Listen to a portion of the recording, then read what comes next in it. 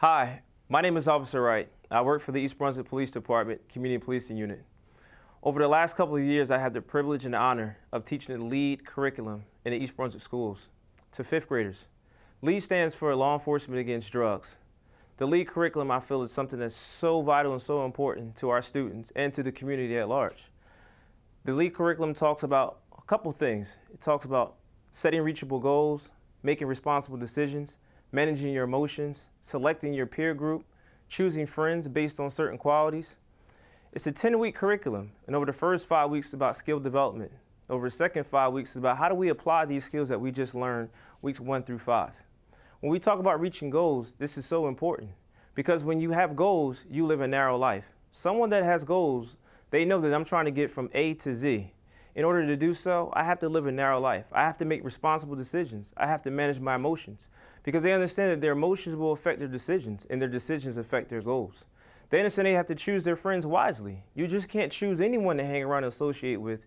You have to choose friends that have good, high qualities in order to be around them.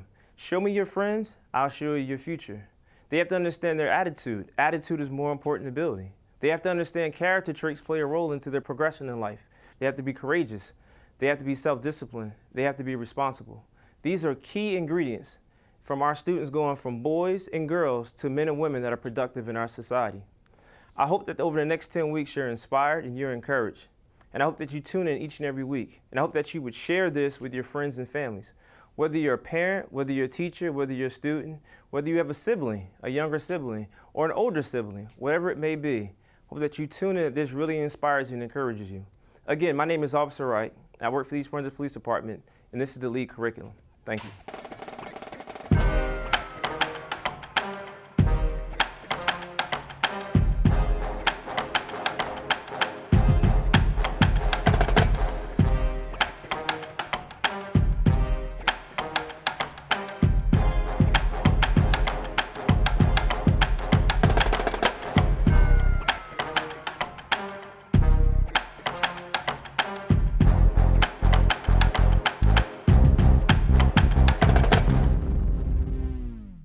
All right, Mia, Landon, thank you for being here. Thank you for being here once again. This is lesson number 5. Lesson number 5 is bonding in relationships. Before we get into lesson number 5, we need to do what? Review. Review. We need to review. All right, so lesson number 1. Lesson number 1 was setting reachable goals. Setting reachable goals. When we talk about setting reachable goals, we talk about there's 4 criteria for setting your goals. There's 4 things that we need to consider when we're setting our goal. Do you remember those 4 things? Positive, possible.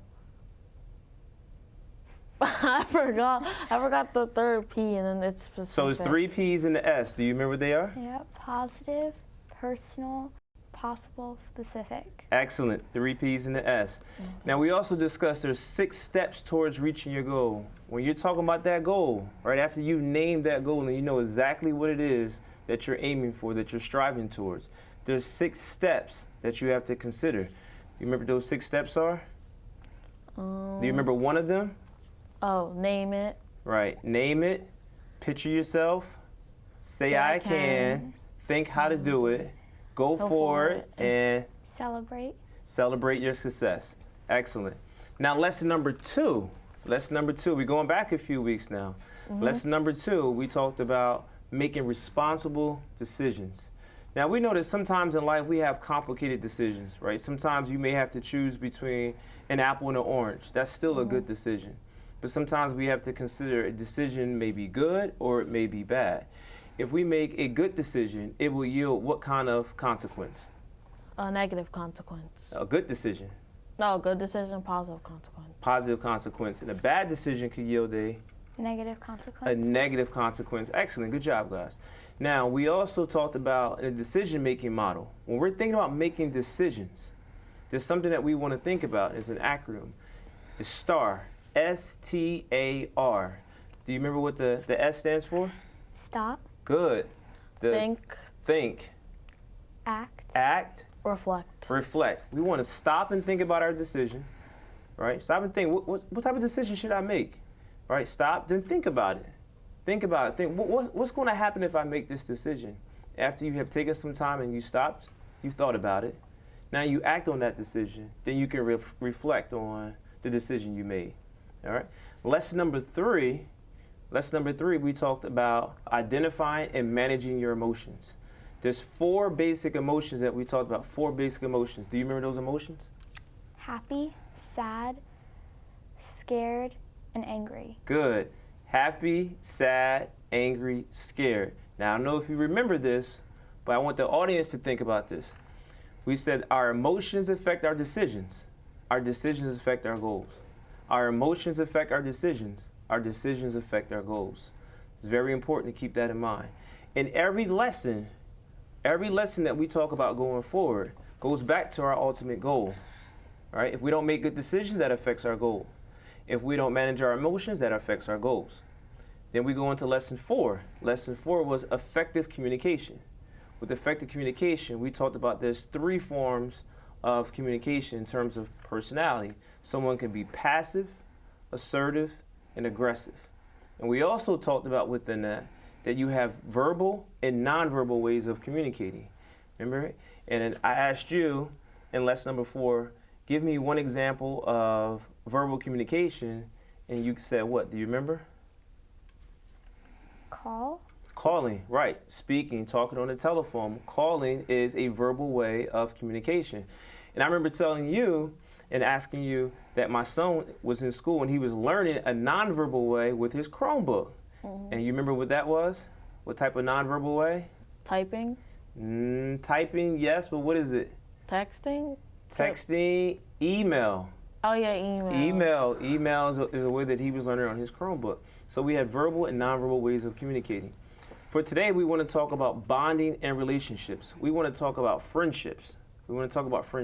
Friendships are very important, especially for you as students, even for me as an adult. It's extremely important to think about your friends and the type of friends that you choose. When I say the word friendship, what comes to mind, Landon? When you say friendship, what comes to mind is being loyal to your friends, caring about your friends, making sure your friends are making the right decision if you notice that they're not, and just being there for them and all. Good, excellent, excellent. So for the sake of this discussion, we want to discuss healthy and unhealthy friendship qualities. Healthy and unhealthy friendship qualities. We're going to talk about 6 healthy qualities, 6 unhealthy qualities. But before we do that, we want to talk about certain character traits and how that affects us as friends towards each other, towards our siblings, whatever the case may be. Character traits, all right? So one of those character traits is caring. When you think about caring, how does caring as a character trait play a role into being a good friend? What do you think? Maybe like when you're like, when you help them out and like you always feel like being kind to them and you're really kind and like you always like care about what they're feeling. Absolutely. That's extremely important. That's so good. Everyone wants to have a friend that actually cares about them, right? You don't want to have a friend that doesn't consider you, right? It's important to care about your friends. That's a great answer. Now, responsibility. Responsibility is another trait that we want to consider and think about when we're talking about being a good friend or even choosing a friend. What do you think is the importance of being a responsible friend? For example, let's say you tell your friend a secret and it's like, not like a huge big secret, but like just something that you don't want them to know. They have to be responsible and not tell anyone. Excellent, excellent. They have to be responsible. Now, what about honesty, Mia? Honesty. How do you think honesty plays a role into someone being a good friend? Maybe honesty, like if maybe they borrowed something from you with your permission, but then lost it. Like they couldn't just say someone stole it, stole it. Mm-hmm. They have to be honest and say that they lost it. Absolutely. So you want someone that is a friend that's honest, a person with integrity, right? That they're actually going to be honest and you can trust them, right? That's really important, wouldn't you say? Yeah. I would think so. All right, now what about respect? What do you think about respect, Landon? Like, do you want to have a friend that's going to be respectful or a friend that's going to be disrespectful? What do you think? I think I would want to have a friend that's respectful. So like when I'm talking to them, they look me in the eye. they like are not just being like silly and joking around all the time. Like I can have an actual conversation with them. Excellent. That's so good. That's really good. That's great answers from both of you. Great answers. Now, when we talk about unhealthy and healthy friendship qualities, why do you think the terms healthy and unhealthy are used with this L.E.A.D curriculum? Why do you think they use the term healthy? Maybe because like healthy could be like what's best for you.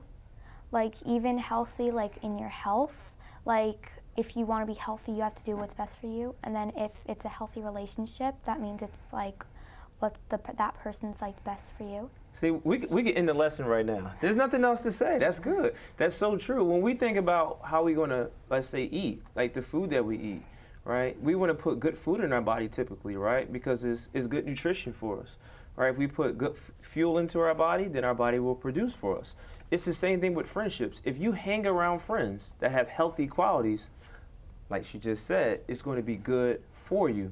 But if you hang around people that are unhealthy, then what's going to happen, Landon? What do you think will happen? Like things will go bad for you, and like your health will go like more downhill, and you'll start and you could even like end up in jail if you're doing something illegal with those unhealthy, bad quality friends. Right, so it could have an effect on you mentally and emotionally, hanging around people that are unhealthy for you, that possess unhealthy qualities.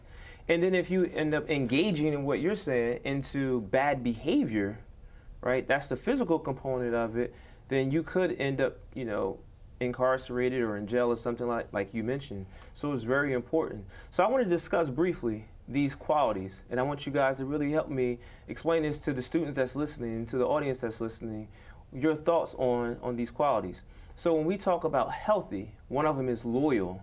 What do you think is the importance of having a friend who is loyal?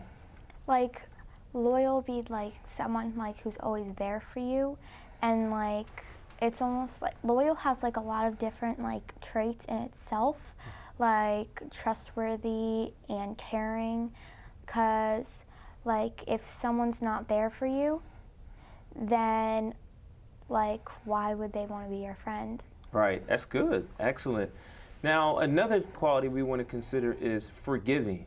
Why do you think it's important, Landon, to have a friend that's willing to forgive? So you forgiving them, and them forgiving you. Why do you think it's important to have that type of friendship, that type of relationship? Well, let's say that you need to forgive them. I live by forgive and forget, but that always depends. So I think it's good to forgive someone because you never know what they're going through, and I just think that everyone deserves a second chance. And that's why I think that your friend should forgive you if you did something to hurt them unintentionally. Absolutely. And you know what's so difficult about forgiveness sometimes is we often really want forgiveness, right, to be extended towards us. But oftentimes we find it hard to forgive others. And it's important to keep in mind that when you're in a friendship with someone, that you have to forgive them the same way that you want to be forgiven when you're on the other end of the stick, right? Mm-hmm. So just keep that in mind. Also, fun. Fun is a quality that we want in friendships, right? You want to have a friend that's fun. You want to have a good time. Mm-hmm. So, recently it snowed. We had a lot of snow recently. And my son has a friend who he's really close with, who's pretty much, he's a neighbor. He's about a mile down the street from us. Mm-hmm. And we took them sledding. And the beauty of watching them sled is to see how much fun they had going down the hill. I say down the hill because they complained walking up the hill because they said it was too far and it was tiresome. But I enjoyed watching them go down the hill. They went down the hill. They would wrestle with each other. They would take snowballs and throw them at each other. And it's beauty, there's joy in watching them as kids have a lot of fun. So you want to have friends that you can enjoy yourself with, that you can have a lot of fun with. Also, kind. You want to have a friend that's kind. Why do you think it's important to have a friend that's kind, Landon? Because let's say you actually do choose the right friend, and you want to have them be kind to you. You don't want them to be mean to you, to always have an attitude. You want them to be nice, and that's a part with being fun, because you don't want to do something fun with someone who's mean and who doesn't really care for it. Absolutely, that's good. And the last one I want to touch on, because we already touched on honesty. So honesty is another quality with healthy friendships, and we spoke about honesty. Honesty is important. We want to be around someone that's going to tell the truth, someone that we can trust. Honesty is extremely important, but also supportive. We want to be around someone that's supportive. Why do you think that's important to have a friend that can support you, especially, let's say, in light of your goals? You know, because remember, the students out there know that one of your goals is that you want to be Dorothy in The Wizard of Oz. Why is it important to have friends around you that's going to support you with that? I think because maybe like you need like a boost up. Like if you don't have like confidence in yourself, like you should be able to count on your friends to give you that confidence. Absolutely, that's good. Friends, they should encourage you. That's what you're saying. They should encourage you. They should support you. They should be by your side, right? So whether you get the spot for Dorothy or you don't get the spot for Dorothy, they should still be there to support you. That's what good friends do. Now, when you think about choosing friends, have you guys ever really thought about choosing certain qualities in friends? How do you choose your friends? Well, I really choose my friends by how they act to others first, because I want to see if they'll treat me the same way, because treat others how you want to be treated. So that's really the main way how I like choose my friends and make sure that like they're like good friends to be around. Yeah, that's good. That's good. What about you, Mia? What are some criteria or some things that you think about, if you think about anything, when it comes to choosing your friends? I want like a loyal, trustworthy friend. I usually look for someone like who's like smart, so like I can like count on them to like study with me and stuff like that. And I also want them to be like caring and kind, and like not just kind to me but to others. That's good. You made a good point that I really want to take a second to touch on, and that's friends that you can study with. Cooperative learning, right? Cooperative learning is something that's very important. Studies have shown that students that study together do well together, because you don't just study together. Like your goal, you want to do better in math. I told you, you need to find some students that are willing to study with you in math, that excel in the classroom, because when you have that bond, that unity, there's strength there. There's strength in numbers. So if there's 5 of you studying, you may be strong in one area, let's say multiplication, and maybe he's not as strong in multiplication, and you can help him out. You also hold each other accountable. You know, if you need to do better in math and you're studying with Mia, and Mia knows that she wants to do well in school because it's part of her goal as well, if you start acting up or being silly or telling jokes, she's going to hold you accountable. Landon, no, cut it out. We're here to study. We're here to get our work done. And those are the type of friends that you need. Friends don't always tell you what you want to hear, but they tell you what's best for you, right? And if you know that you need to do well in school, then you need to hang around some kids that are going to help you do well in school. Like she just said, cooperative learning is so important. So that's a really good point that you made. Now, when we think about some of these unhealthy qualities, I want to talk for a second about that. Unhealthy qualities, one of them is jealous. Why is it jealous? When you think about jealous or jealousy, why do you think that's a negative quality in terms of friendship? Like, for example, let's say that me and Mia wanted to be the same role in a school play, and let's say that she got it and I didn't. Being jealous is an unhealthy quality, because I think you should be happy for your friends, and you'll always get another chance. Absolutely. That was great. That was a great answer. Now, when we talk about unhealthy qualities, one of them is someone that lies. Why do you think that's unhealthy to be around someone that tells lies? Someone that like could tell lies. I mean, I don't think that like I'd be friends with someone who lies like to like the point of what I'm about to say. But like if someone did something wrong and then they lied to you, like they didn't do anything, and then they lie to the police that you did it, like you can get in a lot of trouble, and that could be like really bad. Absolutely. That's so true. That's a great example.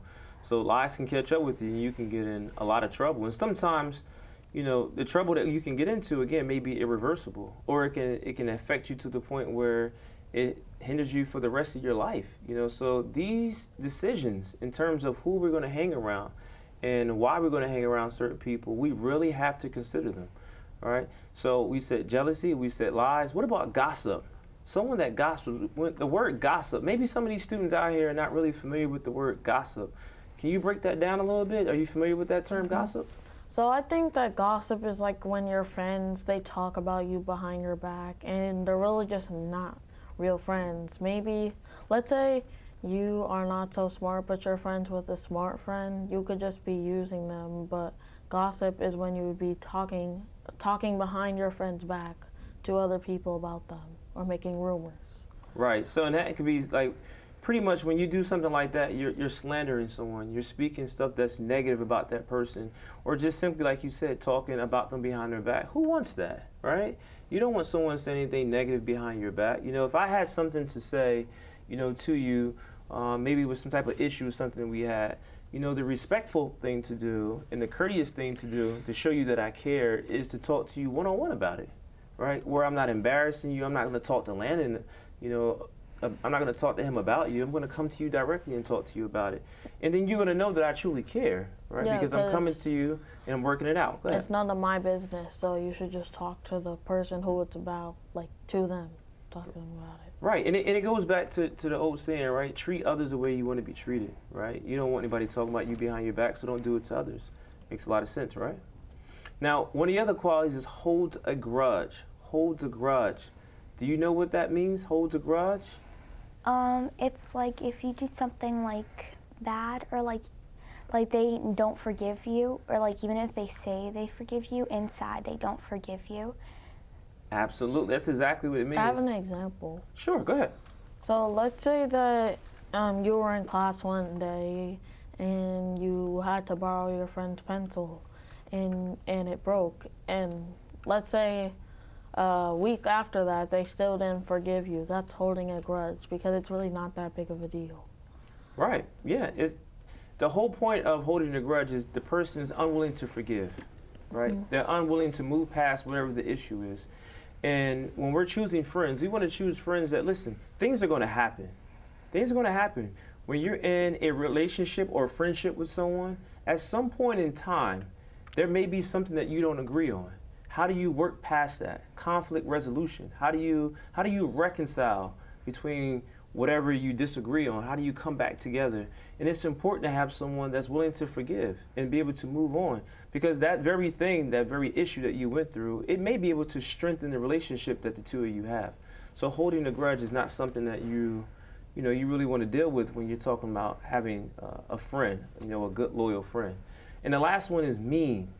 I mean, who wants to be around someone that's mean? Do you want to be around someone that's mean? No. What about you? No. Now, when you think about someone being mean, like, what comes to mind? I think about like the Grinch or something like that. What do you guys think about when you think about someone being mean? What do you think about? Like when I think about like someone being mean, is like maybe like someone bullying you. Like they're like constantly coming after you, being like aggressive and like being like really rude and like maybe like pushing you around, things like that. Right. So it goes back to even lesson 4 with the communication, right? The verbal and nonverbal. Someone bullying is coming at you very aggressive, right? And they're not really considering you, so they don't care how you feel, and they don't care about how they're treating you. They're just being mean, right? And that's, like you said, that's a bully. And who wants to be around someone like that? You know, that's sad to treat someone like that. Everyone deserves dignity and respect. Everyone deserves to be treated with a certain level of care. And we should really consider that when we're thinking about the type of friends that we choose. You want to add anything to that, Landon? I just wanted to say, like, some people just bully people for no reason, especially if they didn't even do anything. Which, like, why don't you just go on with your day and just do you? You don't have to focus on other people. Just go on with your day and do you. Don't worry about bullying me. Yeah. It's true. Yeah. And, sometimes people have insecurities and different things they're going through, and they don't know how to handle that. They don't know how to identify or manage their emotions. They don't know how to channel their emotions, going back to that lesson. And it's important because, remember, if you're happy, angry, sad, or scared, you have to understand that those are the emotions that you're feeling. And even though you're feeling those emotions, you shouldn't lash out on someone else, like you're saying. You shouldn't make someone else feel angry because maybe you feel angry. Maybe you need to speak to someone. Maybe you need to get some kind of counseling or talk to a teacher or a trusted adult or a parent or guardian. But it's important to make sure that you respect others. I want to share a quick story with you guys before we end this lesson. There's a movie out called Life of a King. Life of a King. I don't know if you guys remember this. Life of a King. Told us about that. Yeah, Life of a King was about a chess player, right? A guy that learned how to play chess, and he taught other students in his after school, pretty much a detention center, how to play chess. And there was a character in the movie called Peanut. His name was Peanut. And Peanut learned how to play chess. And Peanut, even though he had been hanging out with the wrong group of friends, Peanut understood the value of playing chess. And remember, in chess, you have to think about your moves you make. Every move, because what's the most important piece on the chessboard? The king. The king. So you have to going back to our lesson, you have to stop and think before you make a move in chess. Because the next move you make could cost you your Life. King. Your king in chess. In real life, it could cost you your life. Equal to life. So Peanut was in this chess club, this after-school chess club. And even though he had these group of friends that he was hanging around that really weren't good for him, they possessed all these unhealthy qualities that we've been discussing. It came a point in time where Peanut had to make a decision. One day after school, they were going to go and do something that was really bad. And this decision that they were about to go and do that was really bad involved drugs. And Peanut had a choice. Peanut either could choose to go with his friends and make this decision. A bad decision yields what kind of consequences? Negative consequences. Negative. Or Peanut can make a choice to not go with his friends and go to the chess club. Peanut chose to go with his friends. Peanut went with his friends, and Peanut ended up getting killed. That's a bad decision that yields a negative consequence. Now, I know that may seem extreme, but the whole point is, if Peanut would have been around some good people, some friends that had some healthy qualities, some people of high character, some people that cared about him, would they have told him to get into this car and go over here and do this? Or would they have told him to go to the chess club, knowing that playing chess would be good for him? What do you think? They tell him to go to the chess club. They would tell him to go to the chess club. So I say that to you guys because it's important. It's important for you guys. It's important for the viewers. It's important for everyone to understand the value of choosing your friends wisely. I often tell my son this. I say outside of, for people, whether it's in the schools, in the community, outside of people's decision based on their faith, I think the biggest decision that he's going to make is the friends that he chooses. I always tell him all the time, if you show me the crowd that you run with, the people that you hang out with, then you show me your future. I would hang around you guys if I was in school. I say it almost every episode because it's the truth. If you want to be with the kids that are going to excel and do well in school, then you need to hang out with them. I know your parents. I know your father. I know your parents. And I know what type of people they are. They're the type of people I want to be around because they're successful men and women. It's the same goes for you. Find those people in school that are doing the right thing. And doing the right thing is not always the coolest thing, but it's the right thing to do, and that's good for you. All right? You guys have anything to add to this? No. You have anything to add? Nope. Not at all. All right. For your viewers at home, I want you to stay tuned for a couple minutes, please. There's an excerpt that my son, Isaiah Wright, is going to share with you from a book from an author named Dr. Jawanza Kunjufu. Thank you. Hi, my name is Isaiah Wright. Today, I'll be sharing with you an excerpt by Dr. Jawanza Kunjufu about choosing your friends wisely. Here it is. Show me your friends and I will show you your future. There is a difference between a friend and an associate. A friend will never backstab you, a friend will never lie about you, a friend will never set you up. Most importantly, a friend will never make you feel like a fool for wanting to do well in school. Be honest. How many friends do you really have?